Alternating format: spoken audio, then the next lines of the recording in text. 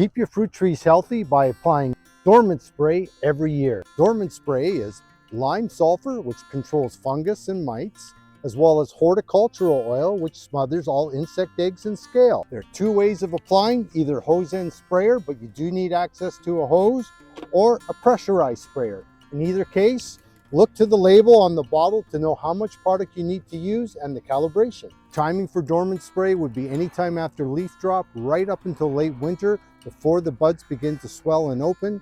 Choose a day that is not rainy and with minimal wind. The fruit trees you'll be focusing on for spraying will be apples, pears, plums, cherries, and peaches, but you cannot use lime sulphur on apricot. Before you spray, remember to follow the safety instructions on the label. You want to apply it top to bottom, trunk and branches until it drips, and you know you've applied everywhere because the bark changes color. We've done our Dormant spray for another year, and you can look forward to a healthy fruit tree.